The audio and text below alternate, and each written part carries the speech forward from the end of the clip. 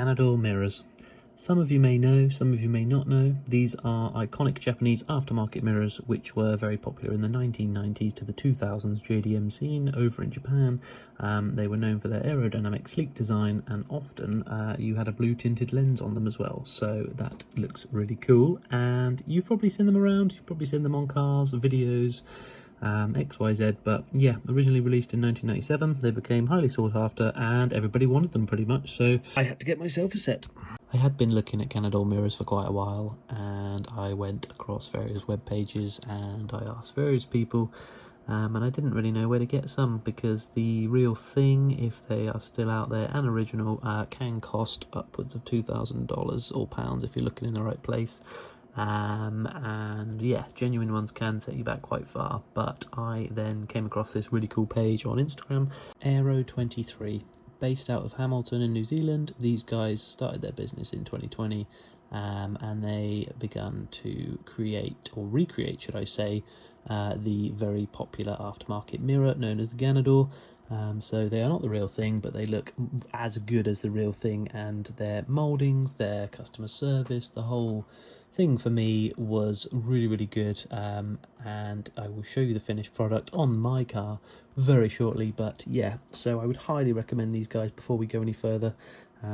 Check out their Instagram. I will leave it in the description if you're interested in this style of mirror, or if you have any comments, just leave them, or hit me up on Instagram at MR2Will and we can chat. But yeah, these guys are really good, and the finished product looks amazing, and it's got that blue tinted lens, which I think is optional, I'm not too sure. And you want to follow their Instagram because they've just started to do a whole bunch of carbon fibre series, and they just look amazing, and you need these for your JDM car. So yeah, let's carry on with the video. The first thing you want to do is you want to get your door card off, and if you have never done this, then just look beneath the door card as shown here where the screwdriver is. There is 1, 2 and 3 screws across the bottom, and then just on the inner part of the door there is a 4th which you want to take off, and it's just got a little grommet plastic thing over the top of it, so you just want to pop that off with a flathead and then just pull that out, and the door card will slide up and out for you. You want to make sure you gently pull off your speaker and door handle and just place them in a safe place. And then you want to get the mirror off. There is 3 screws. Update here, because I did actually point at the wrong thing in the video. I've just noticed the screws are actually located behind the speaker. You can actually just pull the speaker out and then just let that dangle and unscrew the screws behind, shown with the arrows here. I did actually need to call in some help because I cannot solder myself, so I called in a buddy. Thank you very much, George, for your help. But yeah, we got there in the end and soldered up the wires. Now, just in case you didn't get it last time, this is the other door, me just taking it off. So on the inner bit, you've got the little screw here, which is the one I was on about, which is under the plastic cover. You want to take that one off nice and easy, and then just pop that to the side. And then again, you've got the 3 screws which are underneath the door, so 4 in total. And then the door card should just slide up and out.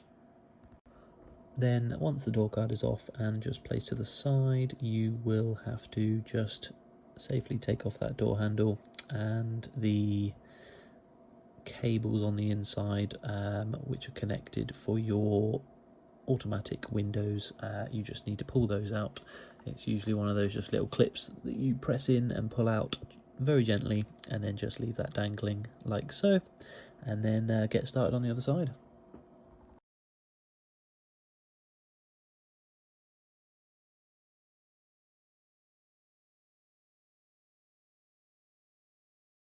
Funnily enough, we did actually have a fun time because we didn't know which wires connected to which for the mirror, up, down, left and right.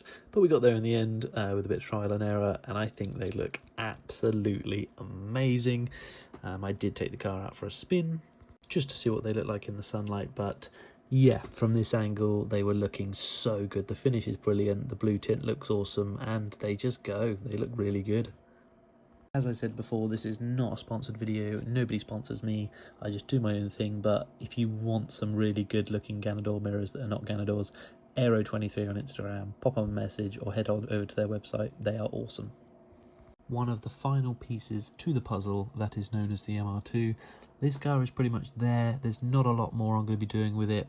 As a lot of you do know me, you know I'm saving for a house with my other half. But yeah, so pulling away from the car scene for now and just enjoying life. But the MR2 is going to get some coilovers in the future and some other bits and bobs cleaned up, which I will be documenting on YouTube as I use this as a virtual diary platform to look back on all my memories, shows and everything I've done.